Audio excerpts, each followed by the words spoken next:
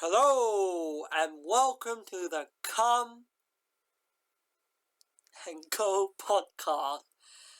I'm your host, Fidel, and today I'm joined by again and forever. Oh boys, who am I joined by? Bro, it's always I'm you Leafy. first, Leafy. We've only done this twice with but the reason I didn't respond is because I'm focusing on sitting extremely still for this recording. I've been told to just sit still because apparently I fidget a lot. Fidget, bro. So that's going to be I'm just going to be focusing on just sitting still for this entire recording. Well, you can say your name and introduce yourself. I'm so distracted by the Chinese woman in the chat. I can't focus. Yes, mention something the audience can't see. Well, there's a Chinese lady in the chat. I'll screenshot it.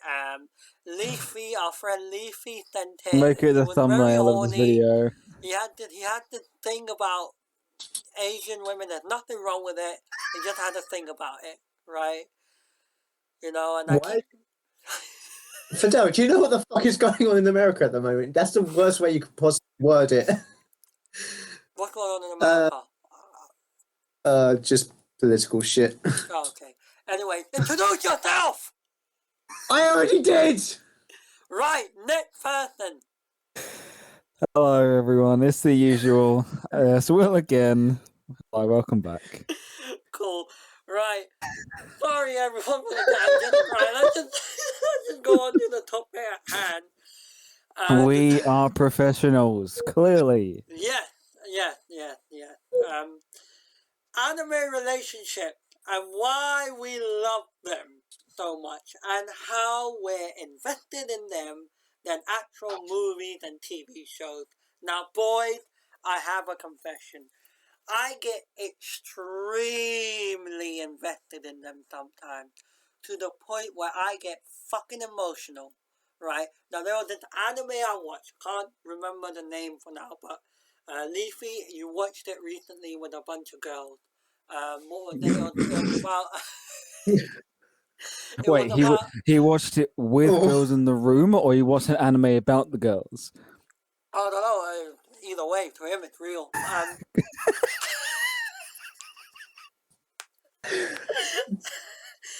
so distracted right now by this Chinese lady dancing, looking beautiful with her beauty.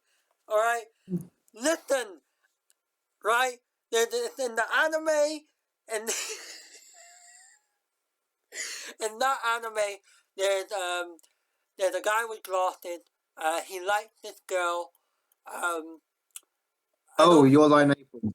That's the one. Your Lie in April. Now, spoiler alert for anyone who hasn't seen it. Will, you haven't seen it. Haven't, no. Spoilers don't really affect you that much. You know, you're a champ. But spoiler alert, just in case. It's literally a game of cat and mouse. It's literally a game of cat and mouse between this girl and this guy, and she takes a whole anime season to basically tell him how much she likes him, to the point where she died. She literally died and comes back as a ghost. Well, no, that's No, not go on, how it tell us. happens. I mean, you're the one who watched it with females. Tell us. What the fuck? Alright, so this girl, she has a health condition. She meets with this guy. They're both good at playing instruments. He's good at playing the piano, but because of past trauma in his life, he doesn't want to play it. She's good at playing violin. She wants him to play piano with her. So she basically helps him get over his trauma playing piano, but at the same time, she's battling this illness that she never told him about. This illness eventually gets the better of her, and she ends up dying. But on his last performance, her ghost comes and performs with him. Only he can see it, but it helps him perform better. And I think the last episode or the last part, his the girl's parents give him a letter that she wrote, where it's basically her confessing how she feels about him, among other stuff and shit like that. Fish in the make. That Yes. So yeah, it's she basically the reason she can't tell him is because she is actually dating his best mate in the anime as well. Fuck. And the reason she was dating his best mate was to get close to him, which Oh, that always works. You know, looking there back in are it, some it's girls who do that in real life. There are literally some girls who do that in real life. Well, yeah, it's because they don't know about the bro code where you don't like just pass it around. Yeah. You have to have an Well, agreement his mate within was literally just the like- group of like, I know you've been there. Like, is it cool if well. you know? The funny thing is, like when the guy actually told his mate that he likes his girlfriend, the girl, he literally just says to him, "Yeah, go on, take her. I've got my."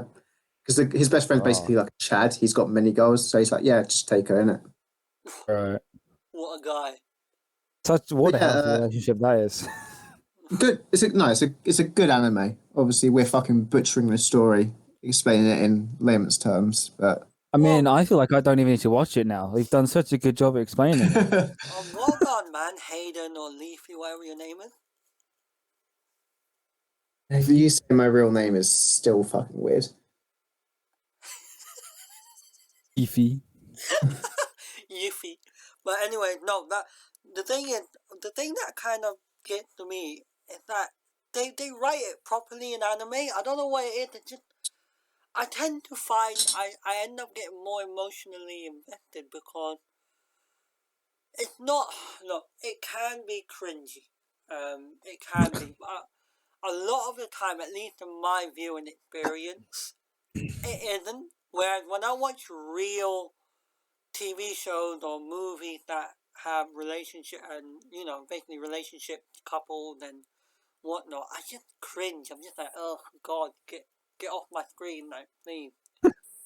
Well, I think a lot with anime relationships is things like it's obviously idealized to a certain extent, Yeah. where but then it also goes to the point of like obviously anime characters will do things that we can't possibly imagine doing, like fighting alongside someone.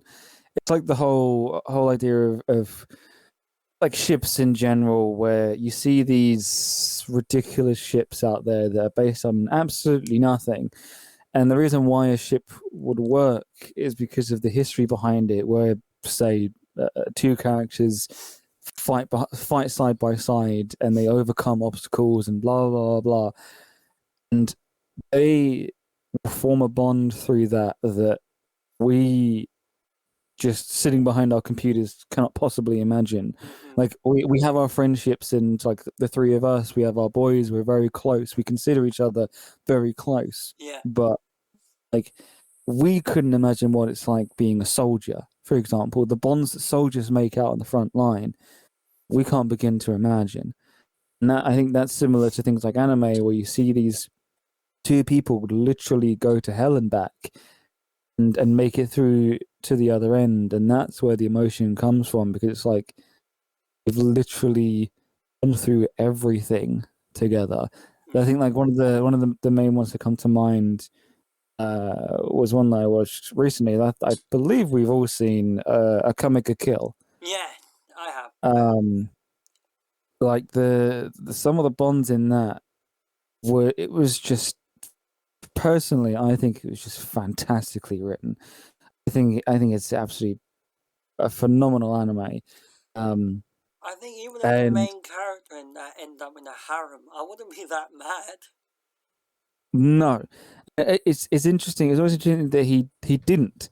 Like there were jokes along the way. Obviously, even like the blonde chick would like her persona was to sort of mess with him and be quite flirty, but she never really pursued anything.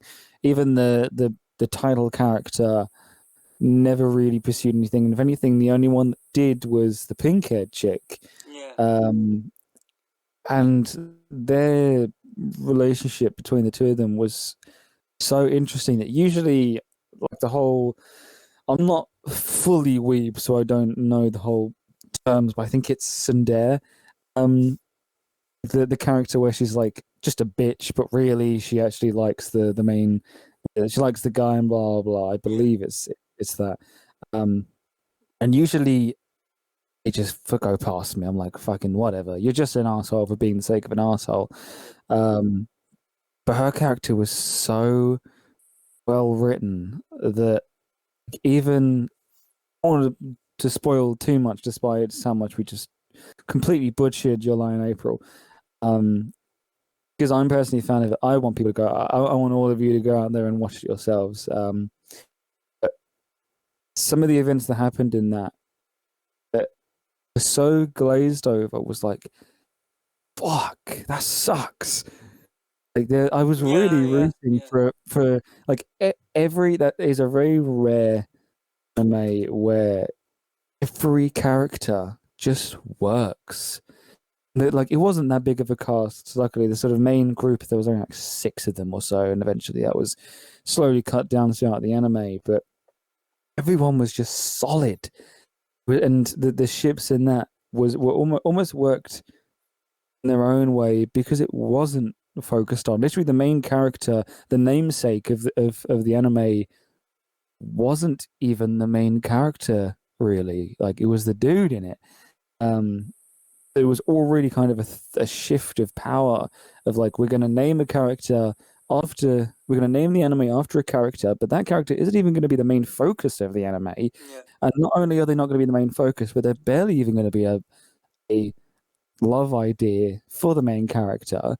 It was such a weird shift in power throughout the entire anime of who am I focusing on, and because you almost didn't know who to focus on, you focus on everyone, and ships in that, to go back to sort of the topic, it just sort of worked because again it goes back to the idea of they're assassins. They literally they could die any moment, so they have bond us just mere humans can't imagine. And I think that's one of the reasons why we go towards sort of anime more, is because I say it's a lot more idealized. Like we get the action and we get all the fight scenes and obviously everything is bigger and brighter and over the top. Like you look at a sunset in anime and there's 1,000 more colors than in real life.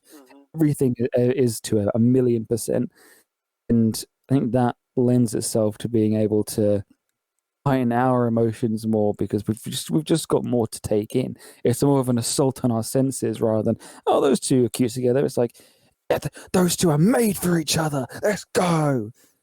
I think there's a lot of subtlety as well, where it's kind of like in real TV shows and movies, there's no subtlety. Like in real life, like when you like someone, it starts off in subtlety. It doesn't start off with straight up, I like you. It kind of like, it builds. And I think anime tends to... they are, like I said... I would somewhat say it's the other way around to that. What? The problem with like IRL TV shows... I'm talking about real life, like as an individual. Like, no, that's... I'm saying like in real life TV shows, when I show like a relationship, because like you said, it starts off subtle, they want to make it subtle. I'm talking about me, as in, let's say us as individuals. Anyone that tends to like anyone in real life. For a second, I'm not focusing on movies and TVs. I'm talking about why anime tends to get more right than movies and TVs. Because movies and TVs tend to romanticize it a bit too much. Now, don't get me wrong, anime does it as well, but anime, like, there are certain directors that know subtlety in terms of love. Like, you get what I mean? That's my... The thing I'm saying is, like, it's... Well, subtlety is definitely a point of it in anime, but also, going back to what Will was saying, like, it being over the top, is the reason relationships work so well in anime is because Like you can have scenes of two characters literally shouting how the fuck they feel about each other with tears in their eyes, Yeah. like over the fucking top. But because in the concept of it being an anime and they're not real people, it works. Because if that was done in like a real life, like live action, that would be cheesy. That would be over the top. Cheesy. Yeah, Because that'd be painful. But because in anime you can literally have a guy literally just like breaking down, like confessing his love to like this girl or like his hardships. Like the one that stands out to me, and obviously throughout this conversation, it's going to be said we're going to spoil concepts of some animes like that. We just talk about spoilers. I just want to quickly interrupt you. Just quickly, because you mentioned a good point. You mentioned the point of a guy break down and cried and then admit to love. Would you agree if I said, both of you, would both of you agree if I said a lot of men wish they could do that in real life? Like, just in terms of love, like. I feel like everyone just needs to do that more often in the first place. Like I think because one of the we'll go on to this afterwards because it's more of a spiel. You finish what you're saying, Leafy. We'll go back. No, it was just based on like what I was talking about. One of my favorite episodes in anime altogether, well, based on what we're talking about, of like love and relationships, is I can't remember the exact episode. Get it up now, but it's in ReZero. And obviously, if you don't know the concept of ReZero, spoiler warning, we're going to be spoiling animes, so that's your chance if you don't want to get spoiled in animes. Well, I'll in the start of the video, I'll just have a thing saying big spoiler for anime. Don't worry. Concept of ReZero, a guy called Subaru, he gets transported to a to a fantasy world, from the real world to a fantasy world, and he has the power of when he dies, he gets reincarnated, or like he gets set back to a last checkpoint, basically like a respawn point. And within the first season, this happens so many times, he's starting to lose like his sanity because it's happening so many times, and he feels like he's in this impossible situation. But no matter what he does, his friends and all these connections he's bonded with people, like they're just going to die. So he takes, he literally like offers to run away with this girl called Rem, and he's literally just breaking down, being like, "I can't tell you why I'm feeling this way. We need to run away together. We need to be safe." And he's basically just spewing out all of his emotions and all of his fucking, like, all this heart shake, because he's seen his friends die multiple times over at this point. Yeah. Like, he's spitting out his heart to her. And yeah, it's just like that release of emotion that if someone were to do it in real life, obviously like the concept is completely different, but it still stands off like a guy just letting out his emotions. Yeah. And like the reason it's impactful is because he did that in the first place, if you know what I mean. Yeah. And yeah, it's just if that happened live action, like I said, it would be cheesy.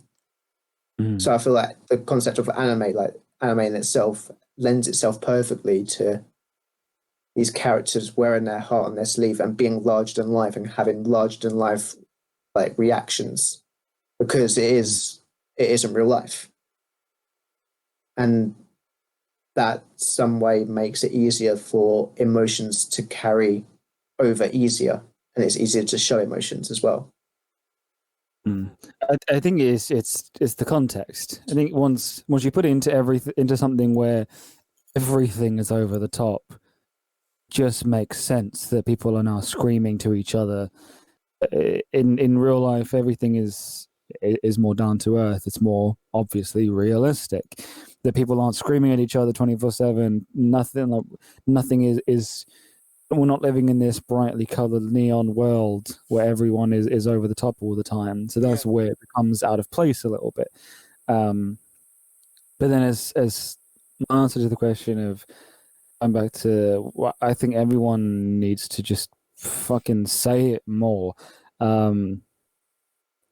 Because there's been so many times I've heard stories both from other people and from like, stories that I've had where people have liked people and just not done anything about it and missed out on opportunities. Like I would hear, Oh, that's a story older than time.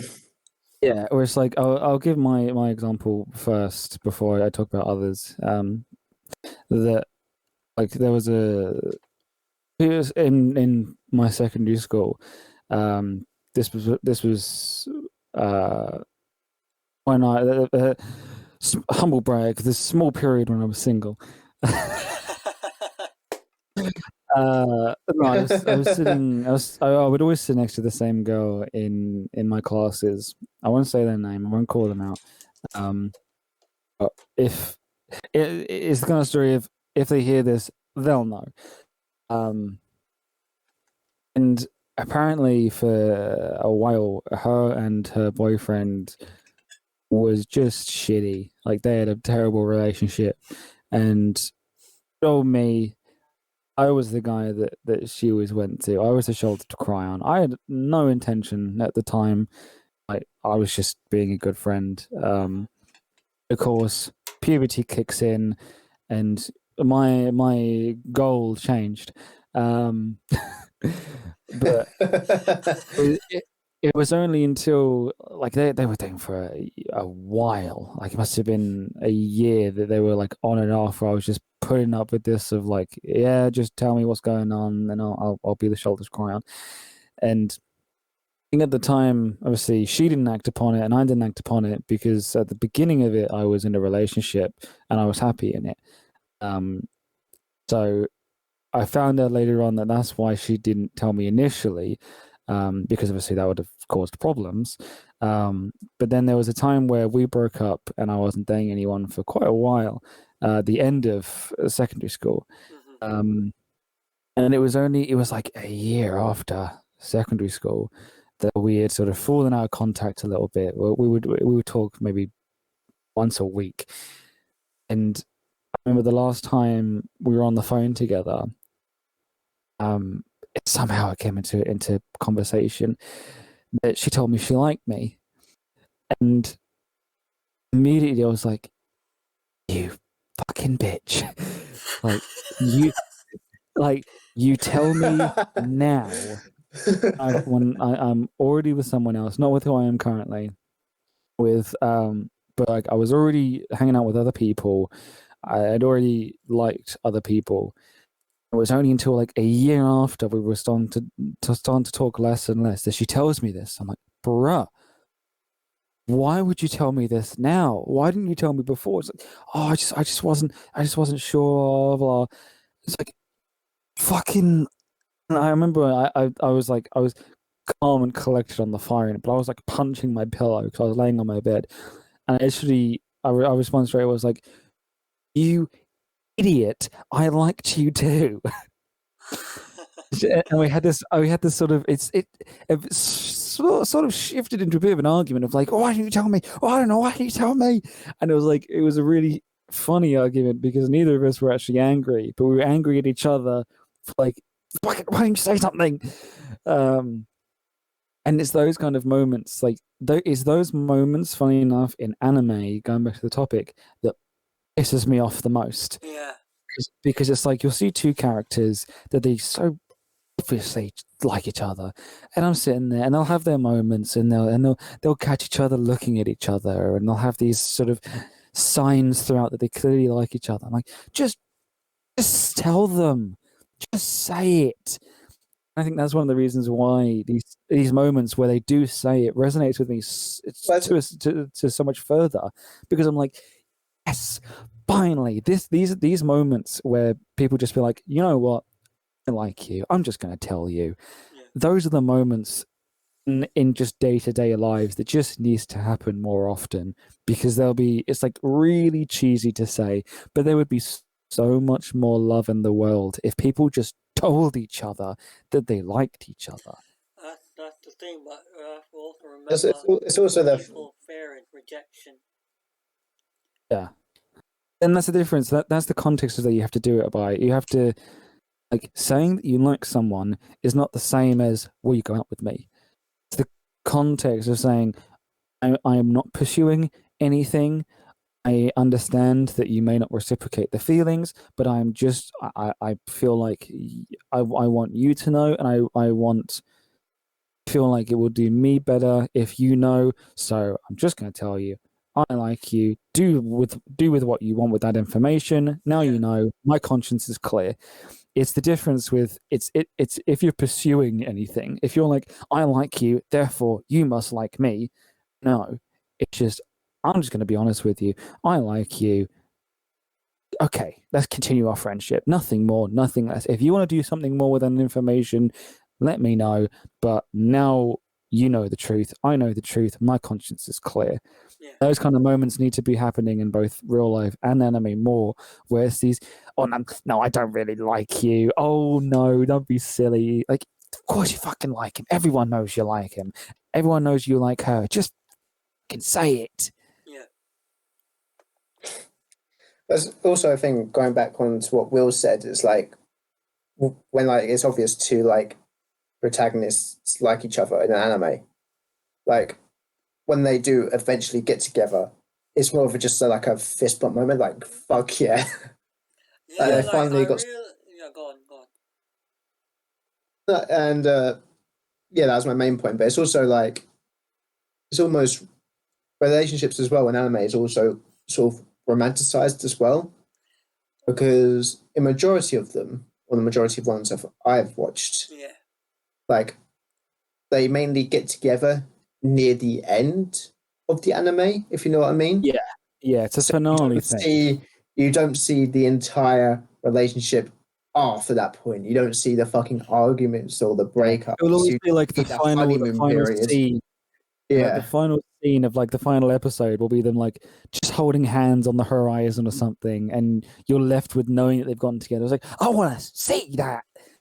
I want to see the romance between the two. I don't want like that's one of the reasons why I love things like Sword Art Online. That it's got its own reputation. I understand that, but Sword Art Online will always be one of my favorite animes I've ever watched because it takes those moments where two characters, it's in this case is a man and a woman, they meet, they cover obstacles together, they grow together, they fall in love, and they get together. By the time they're together, it's like it's the anime's barely started, Yeah. which is fantastic because then you've got all the rest of the anime where you actually watch these characters grow, and they have like I've spoken to some people about this anime and we all agree that some of our favorite moments is like it's literally an anime about sword combat.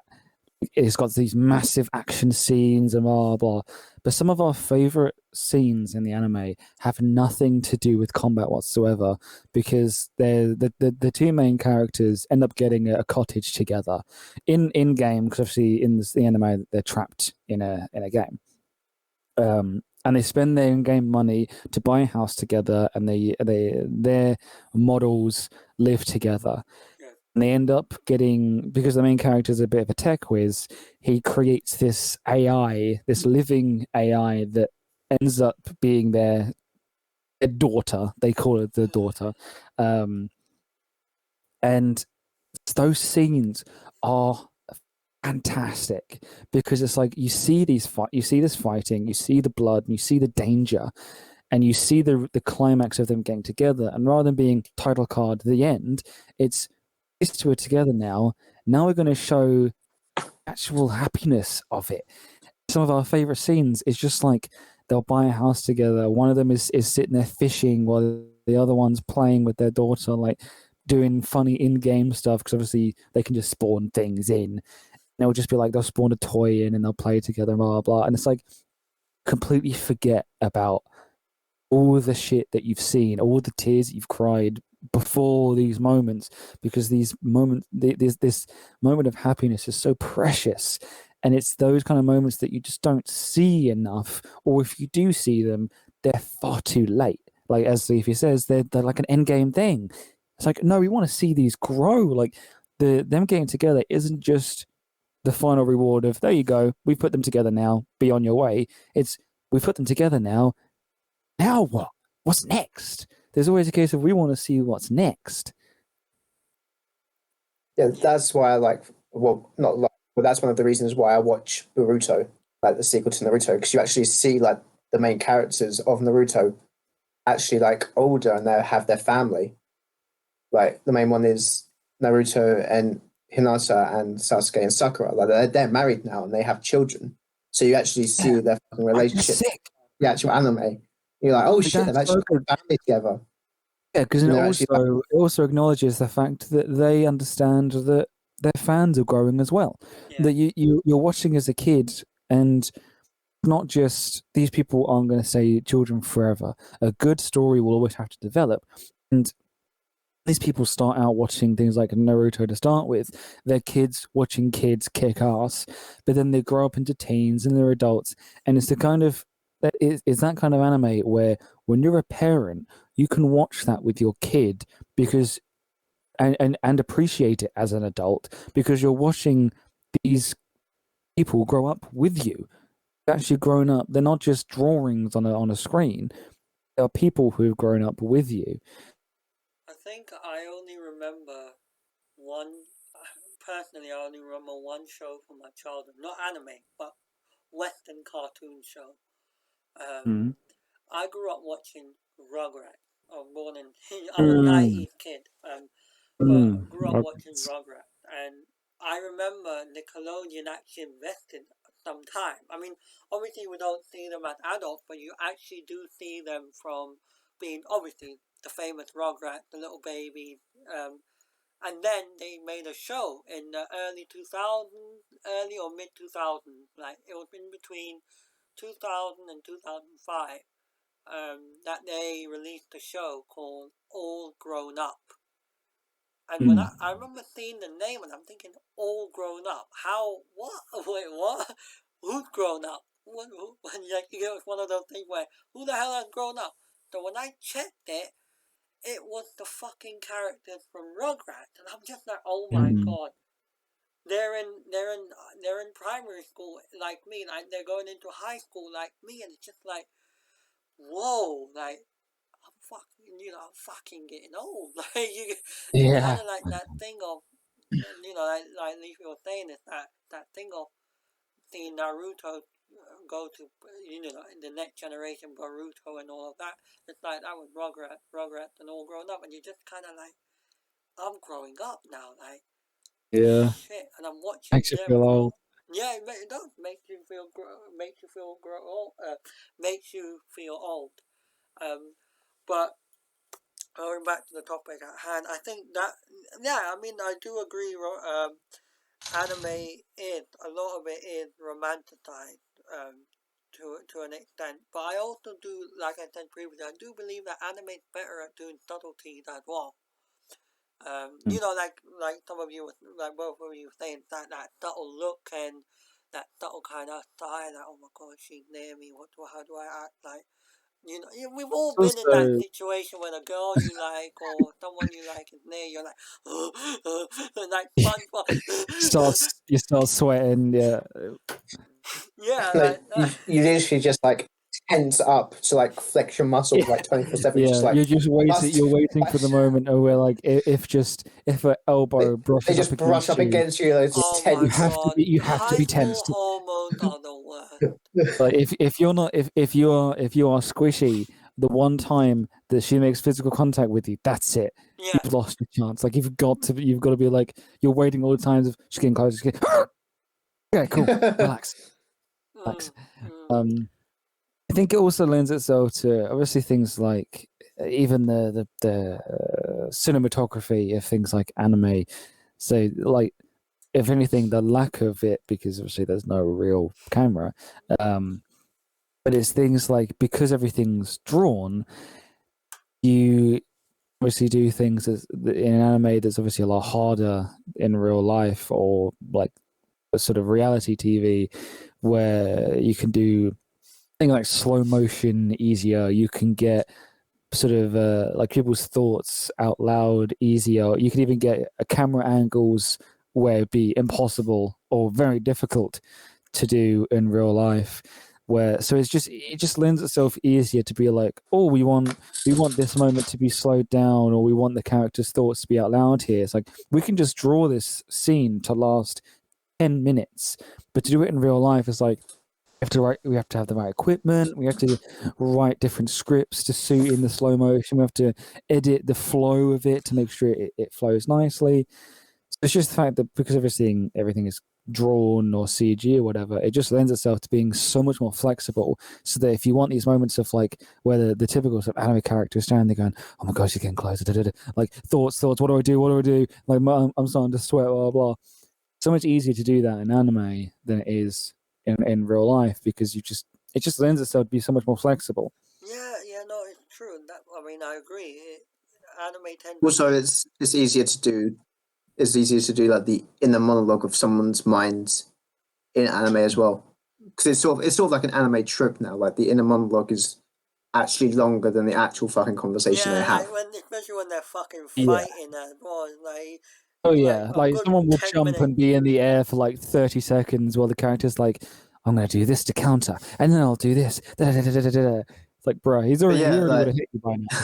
Yeah. The inner monologue is like it works in like, obviously the action sense is the trope where it comes from, but it also works in like a romantic sense, or not even romantic, but like relationship sense. Because if they did that in like live action, I'd always just think to like American Psycho, the fucking Christian Bale movie. Yeah, American Psycho. Yeah. I'll just instantly just think of that, and then it'll just be ruined, if you know what I mean. Yeah. So it's just anime tropes in general. Well, not anime tropes, but like, just say anime for now because that's what we're talking Tropes about. in anime. But I think Yeah. I Tropes think, in anime lend themselves better to that sort of relationship building which in is general. fair. I agree, but I genuinely do think. I mean, if we compare the anime industry to something like Hollywood, and Hollywood has a much more better funding, equipment, and everything. But I think one thing Hollywood lacks, especially in this era, is story writing. I mean, I'm putting Marvel movies to one side for a second. I mean, since we're talking about romantic stuff and stuff like that, I would say in terms of raw story writing talent, anime writers in this context, since we're talking about that, anime writers are far superior to your Hollywood writers, and a lot of people, might say, oh, well, but the thing is, anime is far watched or far loved, or like you were saying, anime has a lot more tropes that they can play to their advantage. But I agree, but there are some parts I disagree, because I've seen how, in terms of timing, like in terms of how the length of anime, and an average Hollywood show can go from half an hour to like 60 minutes. Like, especially with something like Netflix nowadays. Like, Netflix straight up makes hours of episodes. You'll be lucky if you get something shorter than 45 minutes. Yeah, exactly. So, whereas anime, they're not actually 23 minutes. They tend to be like 15 to 17 minutes, and that's not in. We tend to generally think, because we're conditioned by Hollywood, not in a negative way, but just conditioned in the way to think we would need more time to kind of, dive into relationship writing and whatnot. But I think anime, with the shorter time it had, does it better, because there's more talent behind it. There's raw talent behind it. Whereas Hollywood doesn't. Hollywood keeps on repeating the same trope that was like. Prime example. I will give you a prime example, right? This might go into the edgy areas of race, but I'm gonna say it anyway. First of all, clarity. I am an ethnic minority, so I'm only speaking from my own thing. But there's a show called Elite, and this fits the context of what we're talking about. There's a show called Elite.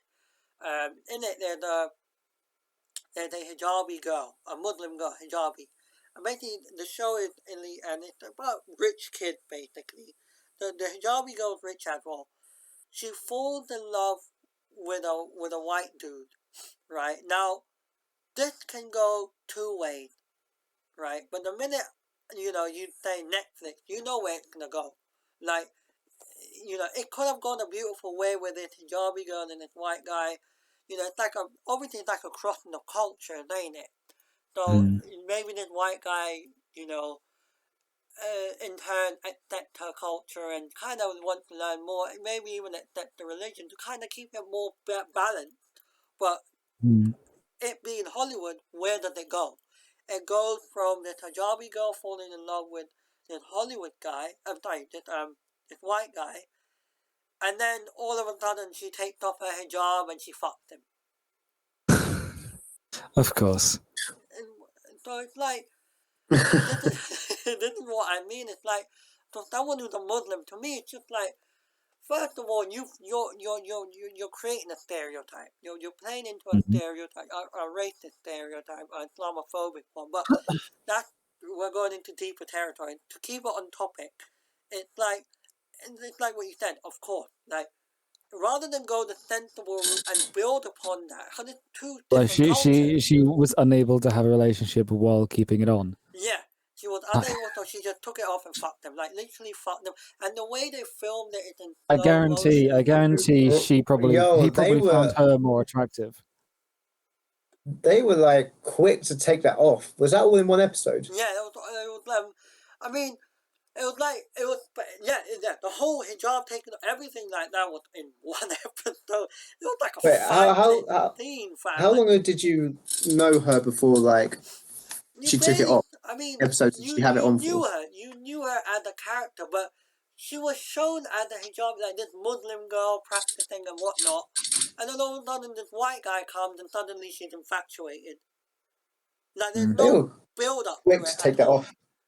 Yeah, literally like take it off. Like, but then, not to go too deep, and this is where the animosity comes between majority and minority. But anyway, and sticking to story writing, they didn't build upon anything.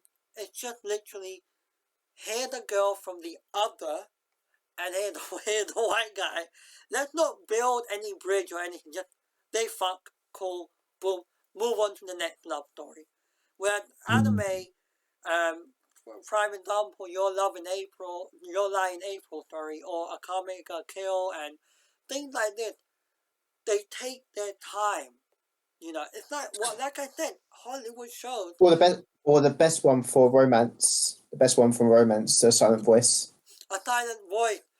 That is the amount of time fucking romance. That is amazing. Exactly, like this.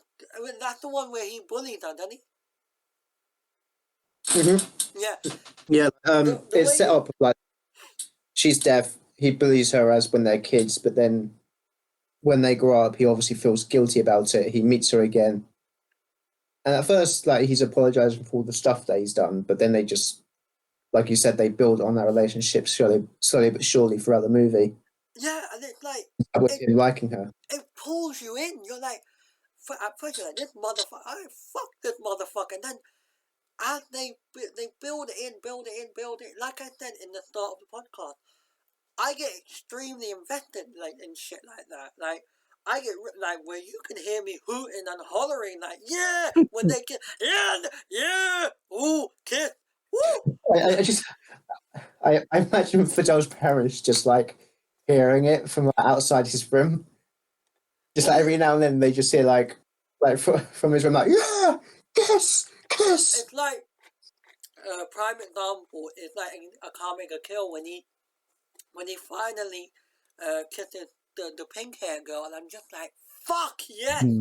But yes, unfortunately there was never mind. But he kisses and it's all good. Like it feels good. It feels rewarding. It's like we all know Deku and Uraraka are gonna get together at some point. Fuck anyone who's shipping them two with anyone else.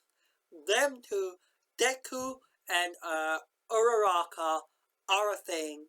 I don't want to hear anything else, right? And when they do get together, you're gonna see a big old celebration. My I whole just neighborhood's just gonna hear it. watched the A Sign of Voice trailer, and it's a minute and 30 seconds long, and I'm already invested. But that, Yeah. yeah, I'm gonna watch it, so don't say too much more. But like just the scene of the obviously she signs something to him Yeah. that he's like a fucking whatever, and then throws sand in her face, and then at the end he starts learning sign and learns what she actually just signed to him. That's like really emotional. Like fuck, that's sick. I'm Yeah, definitely gonna that's watch the that. dedication. Sorry. I just want to say one thing. In real life, that's the dedication of love. Like, you will go out of your way to understand the other person. It's like a parent having a deaf kid. Mhm. You would learn sign out of respect of I this is my way of helping you into my world. Like welcome to the world. It's already going to be scary enough as it is, but let alone you being deaf. So out of respect, I'm going to learn. I'm going to go into your world a little bit just to understand what it's like to be you. Yeah. But no, that looked beautiful. I'm definitely watching that. Oh, I'm the actually animation, phenomenal animation. Which Yeah, it's on Netflix if anyone wants to watch it. oh yeah, Yeah, Yeah, Silent Voice is on. we're watching that. There's an anime that I want to talk about that I got reminded of when you were talking about ReZero in the fact of when it's very loose connection, but it popped in my mind the idea of like his memories going, so he starts becoming someone else. Blah blah blah. Have either of you? I think one of you have seen. I can't remember. Seven Deadly Sins. me. Yeah. I was so energetic. We've all seen it. Come on. Have you seen I it, haven't. Leafy? You're going to see No, it. but I know I've had most of it spoiled for me anyway. So yeah, I know the Okay. story. So, Yeah, don't worry. spoilers to everyone. Massive spoilers. Like the entire anime. Um, but the whole idea behind that is like it reminded me of Meliodas and Elizabeth. In the sense of like Elizabeth doesn't, because she's died repeatedly like 131 times or something like that, her obviously memory of who she is wiped, and obviously Meliodas keeps the memory being like 300 years old. He's living with the memory of watching his loved one die over and over again, and the fucking twist of that when she does remember who she is triggers her death. Like that's fucked, but it's so interesting. It's like Meliodas actually goes out of his way to just not say anything to anyone. No one knows, even the seven deadly sins, because there's I can't remember his name, but not even the seven deadly sins know of Meliodas' past, where one of them actually this is gonna book me. Hold on. Where has to watch his loved one die, and one of the seven deadly sins brings back the dead, and she ends up dying again. Of course, Bam gets on his case of Is it Bam? like you have no idea what I'm going through, having to not only having to watch my loved one die, but I have to watch her die twice. Meliodas just being the stoic of like, you're absolutely right. I can't imagine what you're going through. And then Bam finds out later that Meliodas has actually watched Elizabeth die like 130 times. Like that is almost the complete opposite of the usual love stories where it's like we're trying to watch them get together, but the plot that they've made, the worst thing that could possibly happen to these characters is if they get together. Yeah. The entire anime is based on it that Elizabeth has to know nothing. As soon as her memories start coming back, she ends up having to die. Wait, is it like her memories come back? It's like she dies. So there's God and the equivalent of Satan. So there's the demon king and Gabriel or God, and they as punishment, basically Meliodas was a demon and Elizabeth is an angel, and they fell in love. And as punishment to the two of them, they cursed them together, so that Meliodas would live forever, and Elizabeth will die repeatedly. But then every time Elizabeth is reborn, it's more of it's the idea of reincarnation where her body's put to someone else, and like a new form of her is born, and her memory is completely blank. But every time she's reborn, the first person she meets in each life is Meliodas. She re-meets them and falls in love, and they fall in love over and over and over again every single life. And Meliodas has to go out of his way every time so that she doesn't remember that she's an angel at all, because her curse is that as soon as she remembers, she has like 3 days until she dies again. And eventually there's more and more scenes where she starts getting memories back, and eventually she does remember again and dies. And of course, it then brings out that Meliodas knows about this, and it's the whole idea of like Meliodas has watched his loved one die like 130 times and has said nothing about it, purely out of the sense of to protect her, because if she doesn't remember, she can live. She lives a normal life like a human. As soon as she remembers, she dies. But of course, then meeting all of throughout the story, she then has to fight the 10 Commandments, which are some of the strongest demons in existence. So then she, obviously liking the 7 deadly sins, she's like, I want to help. I got to find a way to help, blah, blah, blah. But then by actually wanting to help, she starts training, learning what she can do.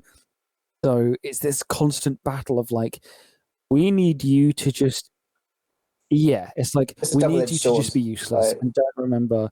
every time she tries to do something, So it's as I say, it's that context is really interesting because as I say, it's like the complete opposite of everything we know in relationships, because we're constantly like, oh, just tell each other you like them, just get on with it, blah blah blah, like just start dating already. But with this, the entire anime is like, do not remember anything, don't get along, don't fall in love, don't remember, just live a happy life and just like be together, hang out with each other, just don't remember anything. And as soon as she starts finding out who she really is, she has to die. And that's a really interesting twist on what we know, from that we're, instead of rooting for them, we're actually rooting against them at all times. Yeah. But then that's obviously only one relationship in it. There's already more in it where they're the only two that's cursed. But there's a couple other relationships in there that are, a couple of them don't entirely. I'm not entirely for. I think there's better ships in the anime than what is the result of it. Out of like, it's interesting with like 7 people plus Elizabeth. Just within a group of 8 people, there's already so many levels of relationships of who's going to be with who. Like, we want these 2 people to be together, but it's actually dangerous if they do. So now I kind of have to half-heartedly ship this person with this person, but these aren't meant to be because this person actually likes this person. It's that idea of like they're constantly fighting against each other of who should be with who, but then the ships that people actually want can't happen. So then it's like you're sort of half-heartedly shipping. You're intentionally shipping the wrong people. It's like it's just a really interesting context. But like the idea of sort of love in that, like there's a lot of fan fiction. There's a lot of fan service in it.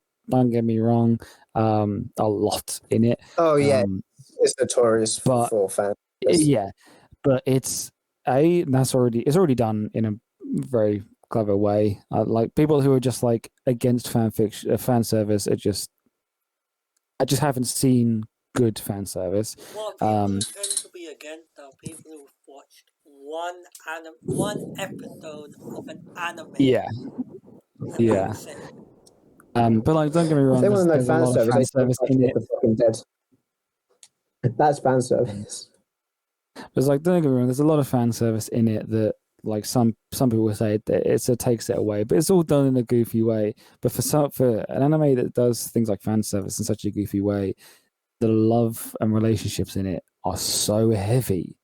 It's such a beautifully written sort of scenario, and again, that's the kind of stories that you just cannot get in real life, or at least in reality TV, where you have these stories of like, this person's died 100 times, but it's always done in such cheesy ways of like, but this like they're living their history, and it's like the Seven Deadly Sins is really interesting because it's like, as soon as you include someone who's died like 100 times, and this story goes through the ages, it's almost, some writers almost feel like they need to cover the entire history.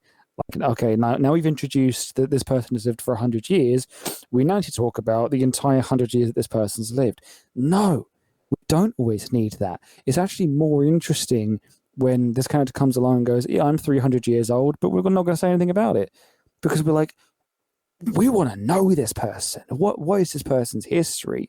And sometimes it does actually make it more interesting when we don't know, because we're constantly guessing of like, we'll see a person get a new power. I'm like, where's he got that from? Who taught him? Blah, blah, blah, blah. And we're constantly digging in ourselves. And sometimes it lends itself more to be more interesting when the viewer is just left to come up with their own answers, rather than the writer going, this is the answer, we hope you like it. It's just let the fans watch it and go, this is my answer, because then everyone can take away what they want from it. Yeah. And it also leads to things like discussions and people talking about their own takeaways. Well, the anime Seven Deadly Sins is the prime example of good story writing in terms of how you do love, and love is done in such an interesting way in that story. Like you said, this woman that died 100 times, and the reason she's dying because she's remembering. Like, you know what I mean? That's fucked up. Like, that's really fucked up. When you deep it. But this is what I'm saying in terms of story writing. The anime does it better, and it's not. Tropes and whatnot and animation is involved, but it's not like Hollywood can't, do. I'm not saying do it like Seven Deadly Sins, but it's not like Hollywood can't do an interesting take on love. Like, I'll give you a prime example of a good, recent, original story movie is was it last year or this year? Either way, it was Disney Pixar Soul. Yeah, that movie. Soul, yeah. That movie was, first of all, it's an original idea. Second of all, it was beautiful, and it goes to show what Hollywood is lacking in original ideas, because they keep remaking stuff. They keep. Remaking stuff. There's a lot of superhero stuff. It's like right now it's just superheroes and remakes. Like, that's all I'm saying. I don't have a problem with the superhero stuff, but that's all we're seeing right now, aren't we? And every now and then you get a James Bond movie or something like that. You get a movie.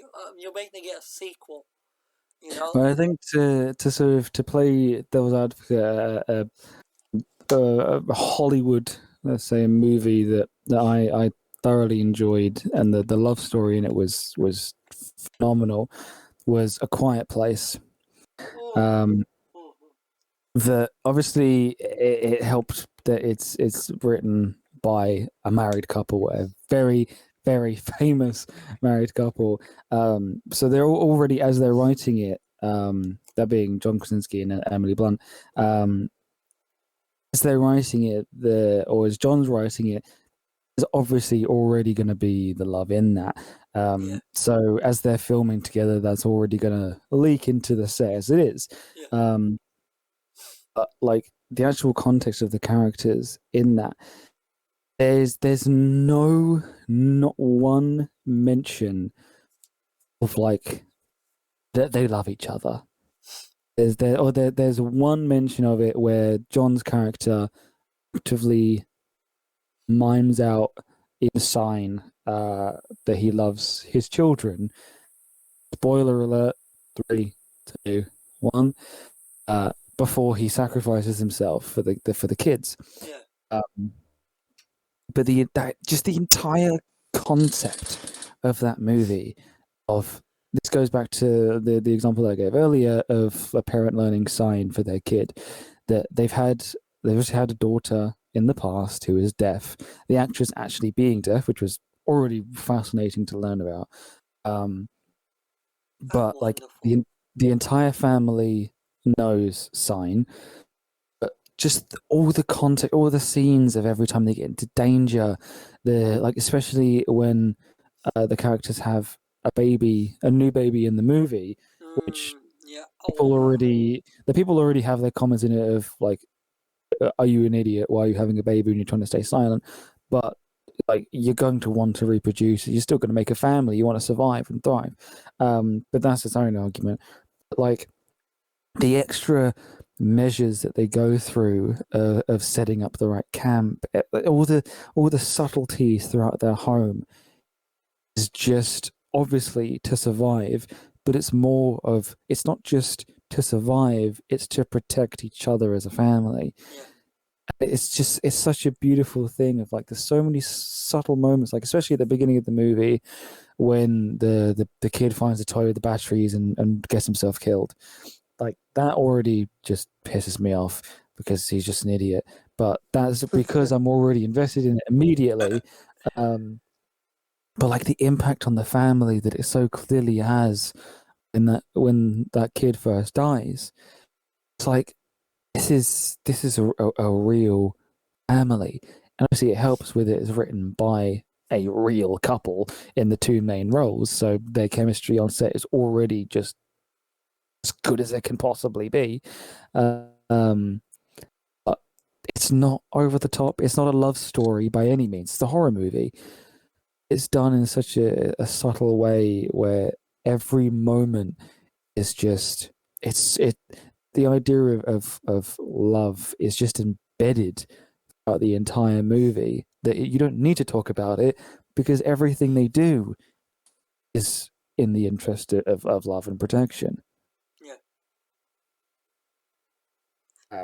Well, it seems like the way we're talking is that Hollywood in general does love stories better when they're not telling a love story, but they're telling a different story that happens to have a couple in it, if you know what I mean.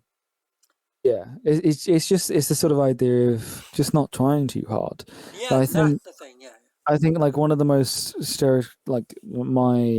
always around Christmas that we have a goof around in my home of the Hallmark movies, where 1,000 movies will come out around Christmas time, where it's a rich white dude, a rich white woman, and they like probably one's like a lawyer, or one like the guy will be a lawyer and the woman will work as a waitress, and they'll meet each other and they'll fall in love and blah blah blah. It's like yawn. There are 1,000 movies like it, and they're just infinitely going to come out because middle-aged white women love them around Christmas. Yeah. It's just that those ones are so just boring. They're so overdone, and like that sort of system has been used. Like, move on, and it's like as you say, Leafy, it's more interesting. But it's the nuances when something else is going on. It's the main story that drives it. Then if the characters just happen to fall in love through the consequences that they're in, that's more real than their fingers touched in the cafe and it's love at first sight and now they love and they're married. No, they Well, I also think it's the fact that we're now older than when we were when we were kids, so we're more like we have experience with actually like dating and being in a relationship and stuff like that from like when we were kids. Things like it's more love believable. like a love is awkward, so just weird. The idea of like looking at someone and being like, I don't just I think you're attractive, but like I love, like, it's that next level. And like when you're trying to, like, the idea of meeting someone for the first time, and as children trying to flirt, it's just cringy. No one, it's very rare where someone can actually flirt well, and things like people flirt differently or blah, but like just meeting someone for the first time and trying to actively hit on someone, it's just awkward, just cringy to watch. Even if you're in relationships, it's still awkward to like try and flirt with the person you're dating. Yeah, true. It's like even now, it's like I'm in a 5-year relationship, and even now, I'll be like, it'll be like Valentine's Day or something, and I'll sit there and be like, "How do I flirt?" Like I've forgotten. Like what did I do to actually get you to like me in the first place? Because like after 5 years, I've just forgotten how to flirt. When you're sitting there, you're like, wait, how did we go out again? Actually, yeah, I'm like, did we date? Like I must have blacked out. I've lost the memory of like when we weren't together. But it's like, it's just cringy and awkward, and no one's good at it. So then it's when you watch these movies where they just walk up and be like, "Hey, how are you doing? How you doing? You're looking, you look pretty fine. You want to hang out later? I'm a guy. Yeah, let's do it. Here's my number." No, like, those kind of situations happen. Like, that's not love. That's just attraction. Yeah, I mean, we have a friend. That may come along later. Yeah. But it's like that's where it becomes cringy. Where it's like that's where that's where good and bad love stories differ. Where like there's a difference between attraction and love. So many times in these cheesy ones, where it's just like, yeah, I want these two to fall in love. So when they meet each other, they're just going to get along really well and slowly fall for each other. It's like, no, there's going to be troubles. There's going to be times where you're going to piss each other off, and you're actually going to fall apart even further, and then you rebuild it, and then maybe you fall apart. It's that construction underneath that supports the stable relationship, not just hey, let's date. Okay, game over. Like, no. There's the development behind it. Yeah, I mean, that's what I'm trying to say. That a lot of anime, once again, cliche, blah blah blah, but the story don't just focus on love as in I like this person. Oh, I'm gonna do stuff with her. Like, it also it also. I just imagine that as in a monologue, anime character. Yeah, like the screen goes dark. I'm gonna do stuff to her. We fought side by side for so long. I've seen her in action. Oh, I want to do stuff to her. But you see how their relationship builds. What I'm trying to say, you see, and it's not just a constant "I like you, I like you, I like you." It's always, "Oh, I hate it when you do that, but I also like you." But like, you know what I mean? Stuff like that. Like, like, you've got some horrific habits that I just detest, but I'll put up with it because I like you. Yeah, like, where the Hollywood thing is literally, "I like you, I like you, I like you." "Oh, what did you do?" "I like you, I like you, I like you." "Oh, really?" "I like you." It's like, the entire relationship is just up. It's like, no, there's got to be hurdles along the way. Yeah, I mean, you're slowly starting to see that, very slowly, but even then they don't challenge it because they don't wanna lose the romanticization that they've built over the years of 'cause a lot of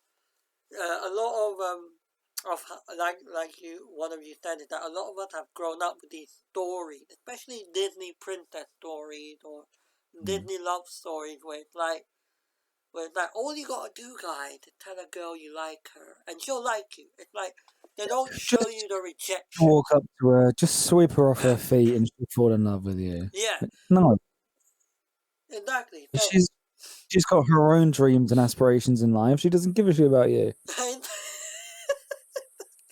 exactly, she's not waiting for you. Just walk up to her, take her by the arm, and just don't let go. Just kidnap her. Just never let go. Just don't let go. I just want people to know I do not have these thoughts or anything. I do not share them. These are strictly Leafy. Yep. He's just admitting that he's kidnapped people. Anything I say after this is literally that was the most painful silence I've ever heard. No, because anything I say after that point is just going to be used against me. You think I didn't know what you meant when you brought up that Asian in America thing? You think I didn't know? Try and fucking... What the fuck do you think I was talking about? You motherfucker try and paint me as a racist? I'm the minority here! Motherfucker! I wasn't talking about kidnapping. I'm not going to bring up in this fucking podcast because it's completely off the fucking topic. But I'll tell you after, because it's not about fucking kidnapping. Jesus Christ. Kidnapping is the next podcast. That can be...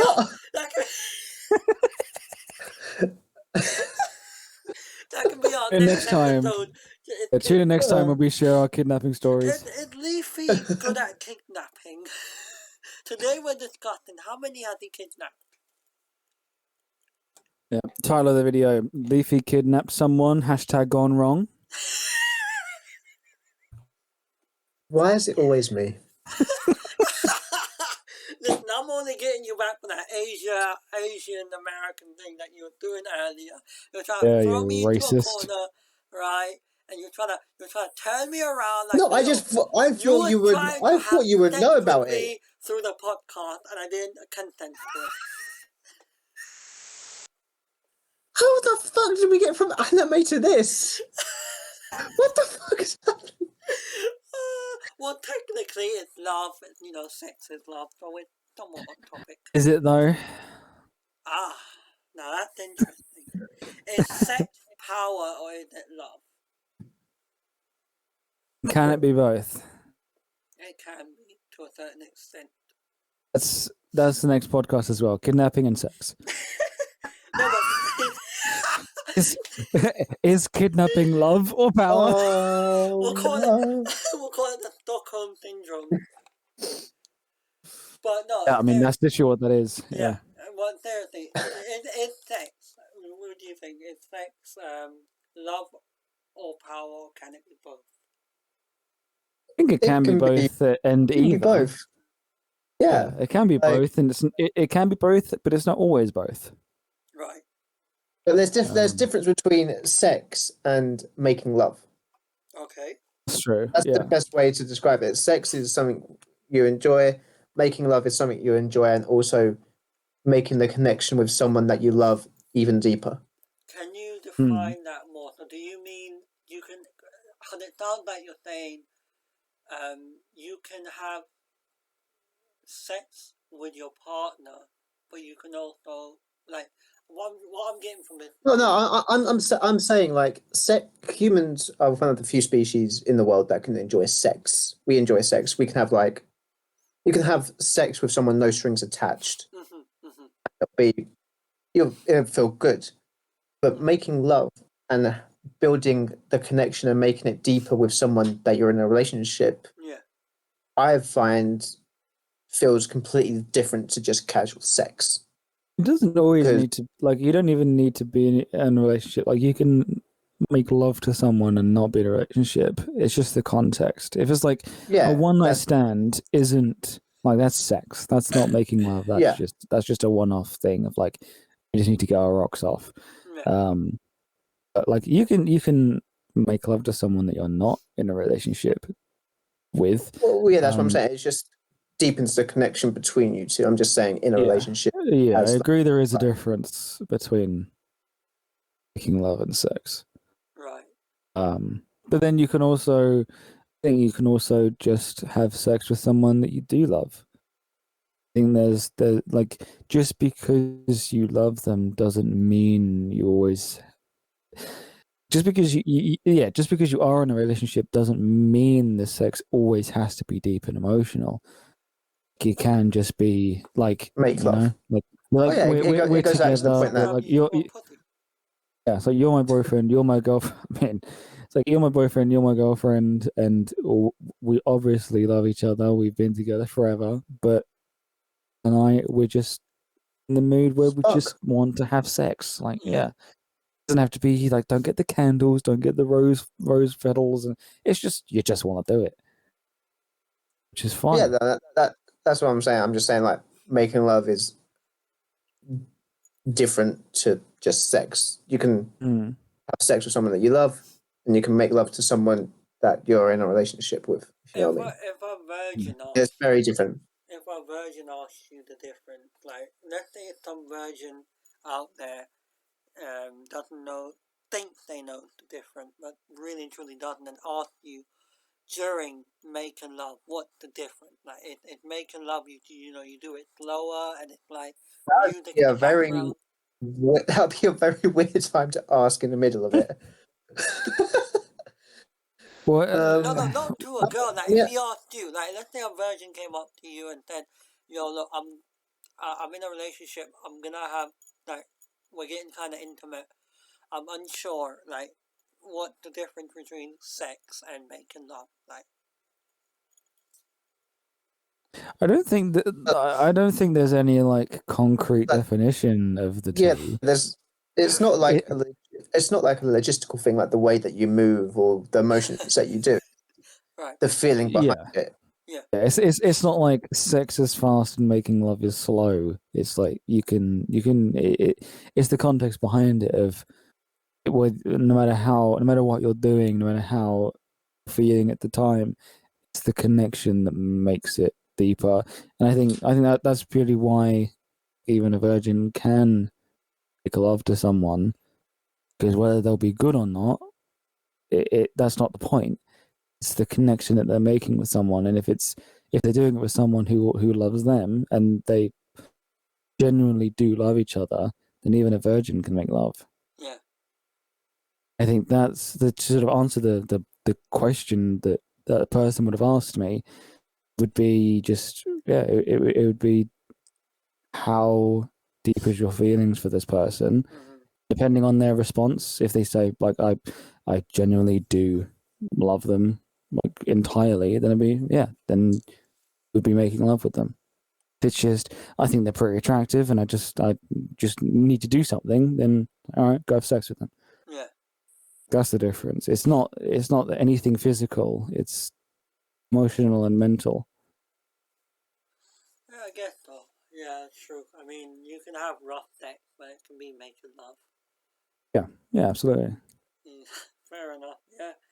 I mean, look, going on to the next topic, and I remember we were at one point talking about the animation of itself in anime.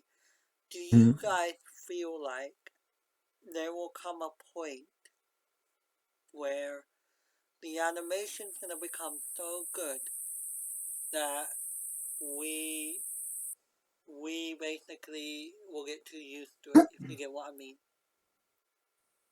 Like, we're just gonna be like, we're just gonna want more and more and more. Like, keep. No. Right? I don't think. What do you mean by that? What like? Do you mean like we're just going to become like numb to? Oh, that's good. Yeah, numb to content. No. Like, there's a lot of Well, great no, because fucking animated shows. animation. Well, an example I would use is the animation between, for example, Your Name or A Silent Voice or Weathering with You. That is beautiful animation. Oh, well, Whereas the animation in One Punch Man is fantastic animation, but in a completely different way. right. It's a different art style completely, but it's still good animation. if you know what I mean. I think as well, So there's one of the reasons. Go on, Karen.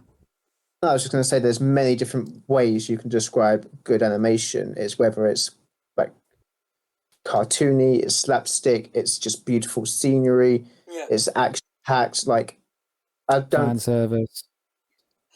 yeah, I don't think you can get used to it because there's many different styles of animation that can be good and bad. Yeah. I think one You of know the what I mean? reasons why I would say that we wouldn't ever get used to it is because in a way also our technology is never going to stop advancing. So it's like if we go back to say gaming, look at consoles. Say I give your 10-year-old self a PlayStation 1. I tell you this is brand new. You're going to play it and you're going to think it's the best you can ever get. We Yeah. all thought the same. Like we've all gone through the same thing where we buy our first console and we're like, nah, it ain't getting any better than this. This is phenomenal. And I go, okay, go a couple years and I give you a PS2. A couple years and I give you a PS3 and a 4 and a 5. And now obviously we're looking at things like PlayStation 5 gameplay and movies and whatnot nowadays. If you gave that straight away to a child, they would have no appreciation for what had come before. Yeah, that's And very true. I think that's one of the reasons why we will always be. It's a sort of double-edged sword of we're always going to be happy with what we're seeing because we've never seen better. As soon as we see better, we will immediately think that it can never get better again. So we're never going to be like I feel like we're never going to get bored of it because we don't know what else is next. Right. In a sense, if someone sort of shows me PS6 graphics, I'm like, okay, PS5 is amazing, but now that I've seen better, I want better, and PS5 now looks old to me. Until we see something new, we have nothing to go off of. So we're always going to be watching these new the anime and the video games coming out now. It's the best it's ever going to get because we don't know any. Also, going back to like appreciating the old stuff is whenever like a new console comes out, and like I've noticed this recently, especially that a new console comes out and the graphics has improved. But yeah, you get like these games that look amazing and lifelike on these new consoles. It also gives like a graphical update to games with just a specific art style that isn't necessarily realistic, but it's just upgrading that to make it look more beautiful, if you know what I mean. Yeah. Way. Yeah. So I think like you would make it look realistic, but it's also letting people's art style, for example, let's say one I can off the top of my head, I think it's Ori and the Forest or something like that. Ori and the Blind Forest, yeah. Yeah, like that. It's not realistic in the sense, but the that's a that is fucking beautiful game. beautiful. And Yeah. I've seen like clips of it on the next gen, and it looks even more stunning. It's not realistic. It's not like fucking Spider-Man realistic, but it's just like so much more vibrant with the color and like just the art style of it looks amazing. Well, fair enough. I mean, opening the topic up to gaming, to include gaming as well. I mean, another example of how good it's getting is games are becoming more CGI. Like normal gameplay is becoming more and more CGI, and like in terms of Pixar looking. And a prime example is first of all for PS4, Kingdom Hearts 3, the Toy Story world. They nailed it. Like that's in some cutscenes you think it's the fucking movie. Like they've been ripped out of the movie and thrown into the game. And another example is what's this game coming up PS5? Kenna, and the one in the forest. Kenna. Yeah, Kenna. Oh, that looked like a CGI movie. Like Kenna Bridge of Spirits. Yeah. that shit looked like a CGI movie, and that a lot of people don't realize that CGI is a hard thing to, at one point was thought to be impossible for gaming, was an impossible reach. That kind of Pixar looking CGI was at one point a thing of impossibility. But now we're hitting it with the PS5 and the Xbox Series X. I mean, I'm sure Series X, the new one, I'm sure they're gonna get their meld of games like that, and it just goes to show that I do agree that animation won't get old. But I feel like my worry is, and maybe I am a bit of a worrier by nature, but my worry is I don't ever want to get used to it. If you get what I mean, I always want to be kind of like, oh my god. Oh, the thing of like you saying like, oh, like the game's getting like more like your whole just thing that you said about Kingdom Hearts 3 looking like a movie, and then the Kenner game. You're saying, oh, like this looks amazing. Yeah, that's because of all this, like what Will said, all the stuff that comes before it. Wait until you see that on the next the next graphical update. Like there's going to be a point where like the graphical on the consoles can't get any better, but then it goes to a point of like, okay, we can't get any better. How do we make it more immersive? Well, eventually, Also help with the graphics as well, if you know what I mean.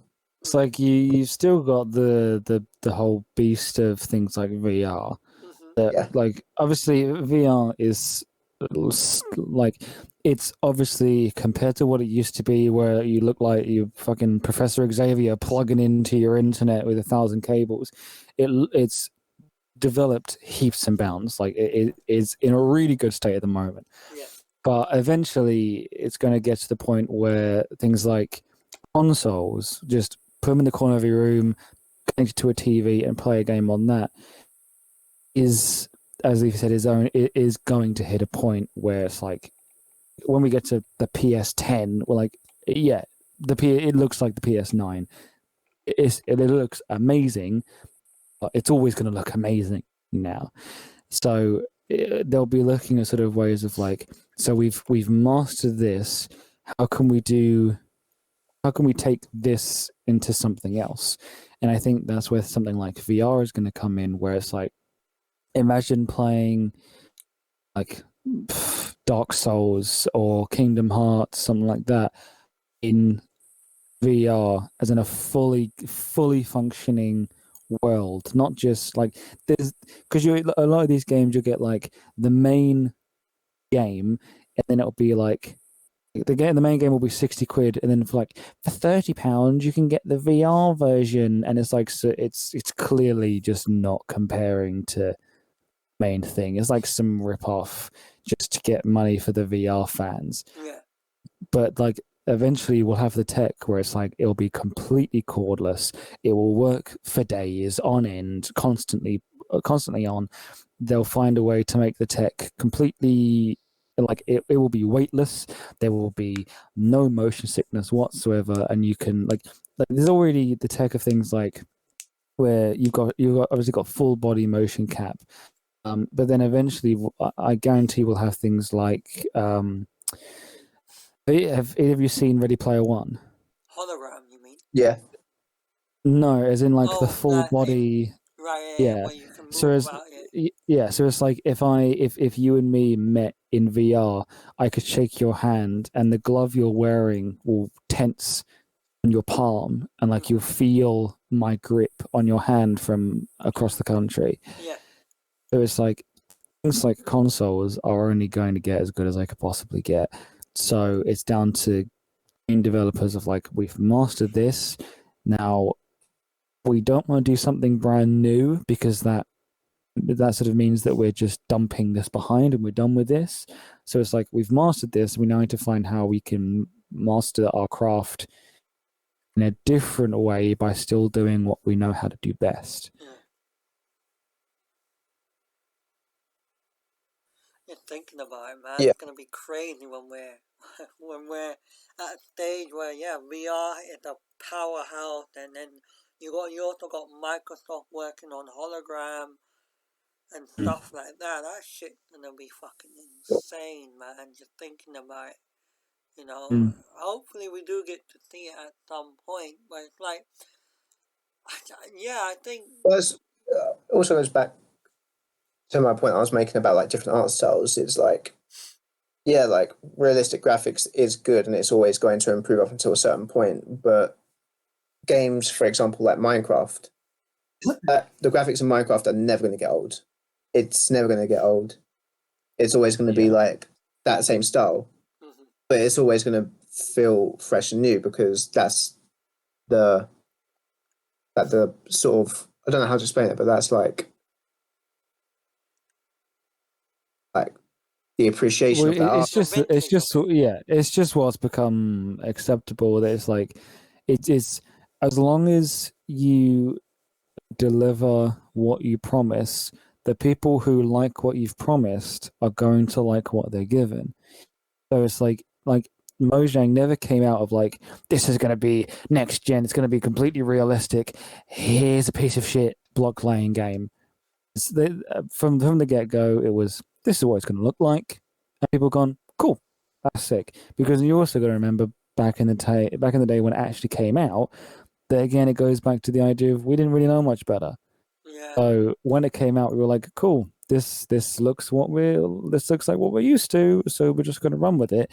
And now it's become, again, the context behind it of no one plays Minecraft with the expectation of this is next gen. Like it's people play Minecraft because it's Minecraft. They actively want the easy look on their eyes. They don't want massive scales of landscapes. They just want blocks. Yeah, I mean, okay, so would you Also find it like, go on? okay. No, go on. I was gonna slightly change it a little bit, but go on. No, I was just gonna say I find it funny. You remember when the PS5 and the Xbox Series X like first came out, like these new big consoles came out, and the biggest game at the time, or the two biggest games, were Fall Guys and Among Us. Two non-graphically heavy games with their own specific art style. Especially Among Us. Yeah, I just find it funny that the two non-graphical intense games with their own specific art style. Okay, that's a sponge. Right. Before we get lost in something, so would you say that? I mean, I tend to think slightly people are scared of how, and not all people, but some people are scared of how fast things are moving, technological wise. That's why people are starting to appreciate games like Minecraft and Among Us and these other pixel art games a little bit more. Where it's just like, it's like that little safe zone of, okay, I'm playing this, and I'm in my happy zone of, things aren't moving fast. Like, you get what I mean? Yeah, well, it goes back to the idea of escapism. Like a lot of people play video games because it's a break from their lives, and a lot of reasons why, like, adults will play old games that sort of kids nowadays would be like, oh, why are you still playing Tetris? Like, you've got brand new games out now that are next gen. And these adults will like playing these quote unquote old games because it reminds them of what used to be when things were easy, like when they were kids. So it's the whole reason why, like, it's like why we still like to play like PS1 games. Yeah. We'll actually go, like, we will go out of our way. Like, we're in our 20s. We're not exactly old, but we've lived long enough so that we have things that bring us back to our childhoods. That Nostalgia. When we meet up with the guys, it's not, oh, I'll bring my PS5. It's, I'll bring my PS1 and we can play the shittiest games on the planet. Fucking Jurassic Park. Yeah, it's like, because it reminds us of our childhood. Like, it wasn't that long ago because we're not that old, but we do have enough memories for nostalgia that we do remember the PS1, the PS2. We remember when things like PC gaming was the only thing there, and you had to you would buy these CDs and you had to plug them in and play games on that. So that and you also appreciate how well your younger self played games, because you're playing them now and you're like, how the fuck did I play this game? I How the suck fuck at did I games. complete it? That fucking Crash Bandicoot, bro. You just Yeah. you're like, remember, oh yeah, this was easy when I was a kid, and you start playing it now, you're like, how the fuck did I do this? Yeah. My young brain could just process so much quicker. Just bro, I can't get my hands around this controller, and then my hands are twice the size. My hands back in the day could barely reach the analog stick, and I was still better at playing games. Right. Yeah, so I think just because we're at the age of where we can appreciate things like PS1, it doesn't mean that when you're in your 40s and your 50s, we've made this comment before on the podcast, where there's a difference between growing up and growing old. That when we're 50, when I'm 50, I guarantee I'm still going to be playing video games and watching YouTube videos and just fucking around my life. I'm going to come back from work and I'll just message the boys and see if I want to play some games. Yeah, I mean that's how it's gonna be for our generation. That we're just we're gonna be the ones who grew up. I mean, I know a lot of us in this generation grew up the in between zone, where I personally remember, because I'm the dinosaur of this fucking podcast. I personally remember. Back in my day.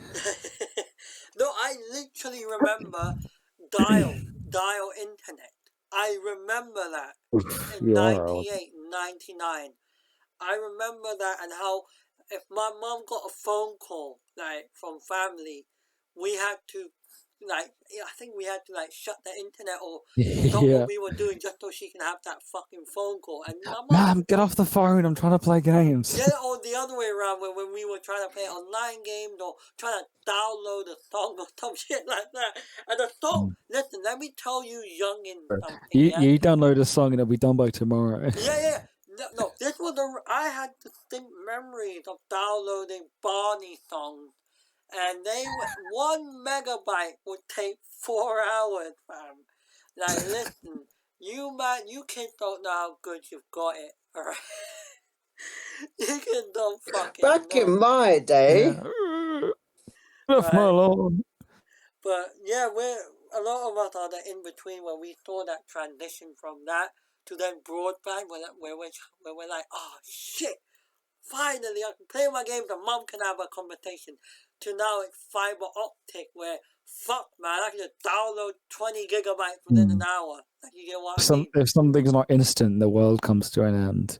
Yeah, no, literally, if the internet was down on the street for a week, or even a day, even for an hour, blackout for a night is life changing. It really is. You don't get me started. And then you have to start getting creative. What do I do? Give me a candle. Let me play with a candle. Yeah. You have to actually use your imagination. Maybe just get a fucking spoon or something. I'll find something to do with this. yeah. Let me try and mind bend this spoon. God. But those were fucking days. Anyway, I mean, what a great journey of a podcast, eh? We started off with nothing, with fucking up our intro to now with reminiscing about how I was we didn't fuck up anything. Well, yeah, we didn't. Yeah. Cough. Alright, I hope everyone had a good show. We'll be back usually in a week, maybe. We can't give you any promises to our one loyal person listening. But we won't be back. Stick with us. Stick with us. Have a wonderful day or night. Stay happy. We're getting through this now. And take care. We're about to come out the other end. Stay strong. Yeah. Alright, boy. Take care. Bye. Bye. Peace.